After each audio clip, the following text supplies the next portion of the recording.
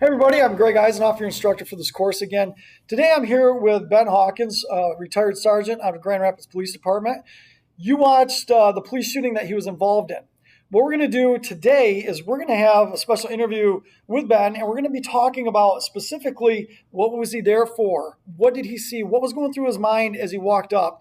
And then kind of just the process of everything and the importance of where your mind needs to be when you jump into a career, especially law enforcement as a police officer, because you never know what you're going to encounter. So Ben, thank you very much for being here today and doing this interview. Absolutely. So talk to us a little bit. What was this call even about? Let's just start there. Yeah, it wasn't even actual call. We got earlier in the day, we got a wanted flyer for a subject. We get a lot of those every day. I read it and then kind of put it in the back of my mind. We're actually doing a thing called truancies. So we pick up a school security officer and we drive into various houses to check on kids that are truant. Just so happened that as we're driving down the street, I looked inside a car and that was parked there. And I'm like, that's the guy that we just got the wanted flyer for. Like, what are the chances? You're just driving down the street. So I went to make contact with him to see if it, confirmed my suspicions. And as soon as I made contact with him, I asked him just a simple question. Hey, man, what's your name? And he's like, well, 4, and then kind of gets on the defensive. So that's a pretty good clue in the police world that I'm like thinking this is the right guy. My partner come to back me up, and so we had to wait for a third officer to come to be like a transport car. To take him to jail. So in the meantime I'm sitting there, I'm trying to just establish rapport with him. I'm trying to chit chat with him, just kind of, ease his tensions, because he knows who he is and he knows that he's going to be going to jail. Okay. So I want to just, establish that back and forth with him just to, kind of settle everything down, just. So real quick with you. So we're simple truancy stuff. This isn't like, oh, he's got an armed robbery warrant, correct? So in your mind, you still have to mentally prepare for the worst, correct? Right. So tactically, people are like, well, gosh, why did that police officer come up to my car that specific way? And why was he like so firm and stuff? Explain, why do you think it's important for officers when they make that approach to build a rapport, but also know that you're no joke? Does that make sense? Yeah. We try to de-escalate things whenever possible, right? And the first step of that is just being there, having your uniform on and looking good in your uniform and being confident. And as I'm talking to him, I'm not a jerk to him, but I also want to be respectful and make that report. But sometimes, we have to be kind of gruff if we think something might be going sideways. Was there anything besides him starting to go like, why? And like, trying to bluff you with, did he give you a fake name initially? Get what I'm saying? Like, explain to me, like, what were your cues of like, something isn't going right here? Right. So that's the whole kicker of this situation is because I didn't get a whole lot of those clues. I've arrested many, many, many people throughout my career, and just talking to them, everybody's nervous. Nobody likes talking to the police. So he's nervous, breathing a little heavy, but nothing else was an indication that he was armed or he was going to shoot at me. A lot of people, what they'll do is security taps. They might touch where the gun is just to kind of do that. Nope. He was sitting there. His hands were on like the driver's seat most of the time. He was chit-chat with me. You saw where I was talking about his braids.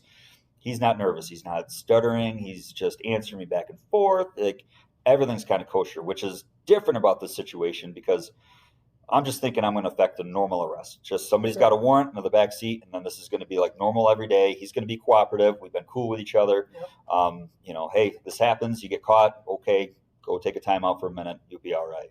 So I had zero indication that this was going to turn into a gunfight. So then let's continue this process, okay? As it evolved, kind of what's going through your mind? What are you seeing? And during, your conversational piece, and then once he's identified as a person you want, let's talk about like the steps as we go through that process. What's going through your mind?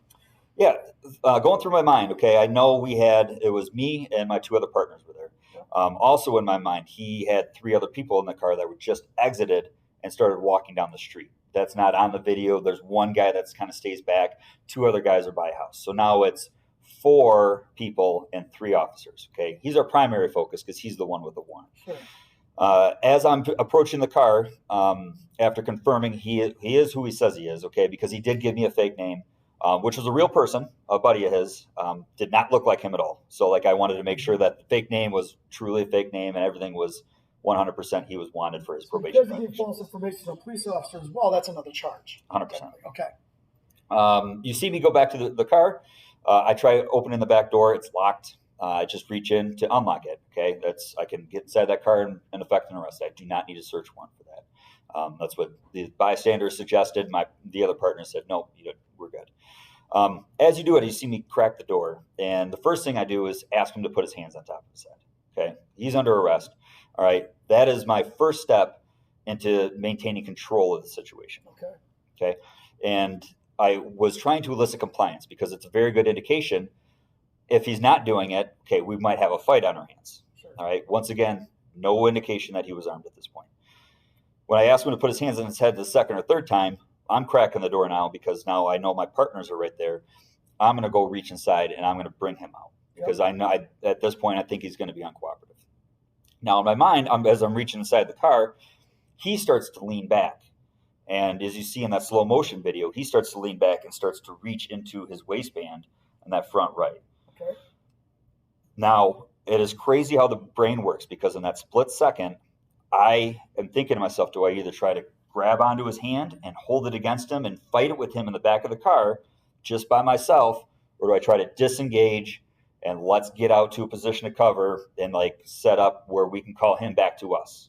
And real quick, okay, so think about this for a second. You're in his position. Do I fight, push here, and who knows how strong he is and what position he might get you in because you're in an awkward spot standing outside the car. He's in a better spot, secure where he is. The question is, you got two choices. Fight, engage in a car that's in a really weird spot for you, or disengage and get behind cover, concealment. So my question to you is, think about this. You don't have 10 minutes to make a decision. You had less than a second. Oh, yeah. And think about your mind. You got to process that quick. So let's go here. So what did you see? What did you feel? What did you end up doing? Yeah, talking to him too, I'm not a very big guy. I'm only 5'7". I was only a little bit lighter back then, $175 or so. But Sure. He's a much bigger guy, 6'1", 6'2", 225. I can tell he's a strong guy. Okay. So I'm I definitely don't want to be fighting with him one-on-one because my partners would have to try to get in the car, and that's not going to be good. So my brain says, let's disengage, let my partners know that he's got a gun. So you hear me yell, gun, gun, gun. And that fast, he starts shooting at us. He's be able to pull it, and you can see him point it at Officer Gomez and I and just start shooting. So a quick question to ask you. You back away. You fall. I do. Suspects get out of the car. Where does he go first? Okay, so just to back it up just a quarter second before that, Officer Lilly on the opposite side of the car was able to utilize his taser. And he was able to get 2 prongs into the subject, and that caused that NMI, that neuromuscular incapacitation, which stopped him from moving for 5 seconds. So that 5 seconds, I was able to get up and then move across the street as I started to return fire. And I think that's what saved my life, because as soon as those 5 seconds were up, he was out, and then he turns and shoots one more time. Now, that's not on the video. You can't see that. But in my mind, I can see this perfect as day, and it's exactly where I fell. So if that taser had not been deployed at that moment, and think about this, you're like, well, why didn't you hold on to the taser? Why didn't they jump in the car? There's a lot going on in that moment when you just got shot at. Yep. And there's a gun, and now you, Hawkins, fall backwards, get on the ground. You're like, oh my gosh, get up as quickly as possible because your mind is still trying to catch up to what just occurred. And you're like, I'm getting shot at. So you move out of the way, and then also you see him get out of the car after the 5-second taser, and he shoots right where you were, which is surreal. That could have been my last day. So let's talk now. Now you're up, you're moving, and I'm going to tell you, looking at tactics and being a defensive tactics instructor myself, what you did in this whole training procedure was like textbook. Exactly the way you're supposed to be trained, your communication-wise. Explain to us, as you moved in position behind cover and concealment, you're also looking at other officers to make sure that you're safe in your line of fire and everything else that's going on. Could you explain that a little bit to us? Yeah, once we get behind cover, I started to deliver radio traffic because I thought the fight was over. It was not, and that's when he got out and did that last shot. I dropped the radio, got on my sights, started returning fire a second time, and that's when he went down in the yard, and he tried to get up with the gun again. I shot one more time. That round I actually saw go into his body, which traveled all the way through his body, and that was one of the 2 fatal shots. One of the other things that you heard us doing on the video, the video was we're checking on each other. So for starters, Lily was telling Officer Gomez, like, hey, watch your six, watch your back, because of those other guys that were there. And then we were checking on each other. We okay. Officer Lily actually thought I was shot when I fell. And so that's why he was starting to go back up to the car, because he was going to go rescue me. So we also have to understand other officers' angles and perspectives of what's going on, because the news media will often show different angles, right? And they'll say, look at this. Why did this occur? But there's other people that are seeing other things, right? Okay, cool. That's neat that you brought that up, because he's seeing a whole different perspective, thinking you were just shot. Yep. So that's why I was split seconds away from actually physically dragging him back, but then he was able to hear me. And finally, he listened and he got back behind the Winnebago. So we're behind that cover as we tried to have Mr. Carey come to us so then we can give him medical attention. Real quick. So this is a career exploration. You probably don't know, and I didn't think about this. Can you explain the difference between cover and concealment so students will understand that? Sure. Concealment would be I'm behind a tree, right? You might not be able to see me, but it's not going to stop a bullet. Cover is something that might stop a bullet, like the car engine of that Winnebago, or behind a brick wall or something. Okay, so if I'm behind a bush, a bullet can go through that bush, hit me. You can't see me. The engine block obviously would stop the bullet. Okay, good deal. All right, so now you're there. You got the radio traffic. You see the bullet. You see the round hit the suspect. At that point, the suspect stops. The threat you think is like, okay, he's dropped down. Do you immediately go now up and to the suspect, or is there a process now? Because technically, do you see any movement still? Yeah, he was still moving. He kept trying to get up, and I thought he was going to flee again. I thought he was going to start running, and then we'd have to run. So I was still on the high ready to go. Sure. But we don't want to approach him. There's no cover up there. So if he wanted to get up and start shooting at us again, he could have. So we want to call him back to us, because we're safe behind that engine block. Come on this way, so then we can help you. Okay, that's what our goal was. So you're not like, okay, just lay there and die. No, absolutely. There's still a safety piece, because he's already shot at you. And Yes. you can tell he's there to kill you, because, he went right to the spot where you were lying, right? So then at that point, you're like, okay, I want to go home. I didn't want to use lethal force. You forced me into using lethal force against you. I want to give you medical, but I don't know if it's safe to come to you yet, because you still are armed and moving, correct? Correct. Okay, so let's explain that process. What does your team do at that point? We continue the negotiation process. We're like, we need to help you. Please let us help you now. Okay. Yes, we're in this unfortunate incident, but we still want to save your life. Sure. As police officers, that's what we're doing. So we're just negotiating with him, keep telling him, try to get him back to us, and he's not listening.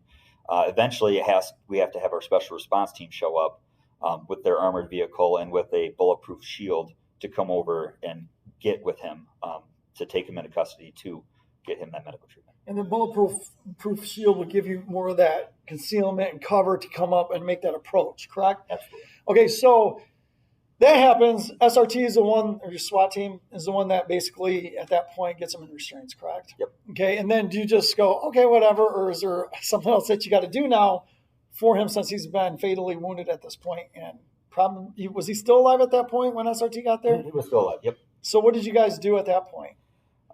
So at that point, they got the ambulance there. I was actually on the ambulance, getting my blood pressure, which was sky high, and they kicked me off the ambulance to go help him. They brought him to the hospital, gave him his life-saving measures, but he passed away. Okay. So looking back at the experience, like there's a lot of people that may be taking this course that say, I really want to get into law enforcement. I really want to be a police officer, special agent, whatever it may be. But I really want to get in there. Mental state of mind. If you're going to go into this career, explain to me, what would you suggest? Like, okay, if I'm dealing with a lot of mental issues, do you think this is a career that I should probably get into? Probably not. You have to have good mental toughness. We practice for the worst for everything. We train for the worst. We work hard and think about worst case scenarios. Sometimes bad things happen, right? So nobody goes into the career thinking they're going to get in a shooting.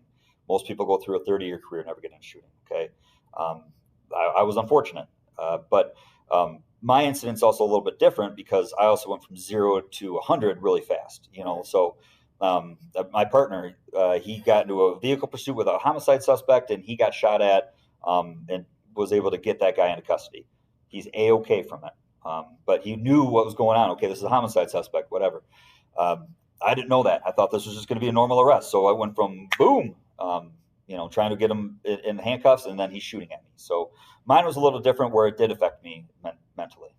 So, like, post shooting, like, did it kind of, at that point, did you feel like you could do the job longer, or did you get PTSD? You know what I'm saying? Like, so I want people to understand, when you go in the career, you may love the career, and you love law enforcement. The question is to go back into law enforcement, because you're a criminal justice instructor now, okay, retired early from GRPD. Was it because of the shooting that you're like, I just don't think I could give the service that I was before the shooting to the community? Does that make sense? Yep. What's your thoughts on that? Are you okay to share any of that? Absolutely. The shooting was like the powder keg that blew up, right? So officers have a lot of critical incidents. There's like 4 or 5 different big things that happened during my career that really started that PTSD thing. And I didn't know what PTSD was until after the shooting. The shooting kind of blew everything up. And then it was like after I got back to the road, I remember stopping a really old grandma, and, like, it didn't give her a ticket or nothing, but, get back to my car, and I'm just shaking. I'm like, why is my body doing this? It was just like I was involved in the shooting again. Oh, it was like an 85-year-old lady. And so eventually I didn't know what PTSD was, because back then there was a little bit of stigma where we don't really want to talk about it and talk about mental health, but that has definitely shifted in the last couple of years with law enforcement. And then I went to my captain and I said, hey, I need some help, I think, because there's something wrong with my body. I'm going to calls and overreacting or underreacting, and my body's not acting normal. My body's, what it's telling me is like, hey, we've been here before. We got to be ready for somebody shooting at us at any minute. And so, like, no matter the parking complaint or the domestic assault or whatever I was going to, my body was like, you better be ready. We've been here before. And it's just not healthy. Just you're all out of whack, and you can't sleep at night. And, you're unhealthy. And so that's when I tried to get help. Okay. So it took a mental toll on you, not necessarily just while you're on the job. You said you couldn't sleep at night. Like, what goes through your mind? Is there? Yeah. Why is this happening? What is going on? Why am I having nightmares? Why am I waking up with, shorter breath? Why am I, you're trying to eat healthy, you're trying to exercise, but that's not doing the same stuff it used to do for you. Breathing techniques that you would do after a call, like tactical breathing, like, that's not helping me. My heart's still going a mile a minute. It wasn't until I did some research and I asked, some of my captains, like, what's going on? They're like, we think you got PTSD. Like, good to know. And so then I went and started seeing a counselor, and that was very taboo back then. Now it's not. And I encourage everybody to go see a counselor, especially somebody that's well-versed with first responders, and just to talk about these things, keep these things out in the open, because it's not taboo. It's not a stigma. It's something that you should deal with every time or at a regular basis, because you will see some stuff that you shouldn't see. Normal humans don't. So there's usually 5 stages that people go through to the point where then they finally just accept it and move on in life. Do you feel like you're there at that point? Yeah. Yep. Long story short, I ended up taking a couple months off and did every therapy you can think of under the map, like everything. Got back. I thought I was ready, and put that uniform back on, and body started shaking immediately just by putting the uniform on. And then that day was the day that partner got in the pursuit with the homicide suspect and then got involved in the shooting. And I'm like, what are the chances? And you're the supervisor. And I had to go I was a supervisor. I'm like, okay, this is God's way of saying, you know what? Accept it. You're done. I got better plans for you. Yeah.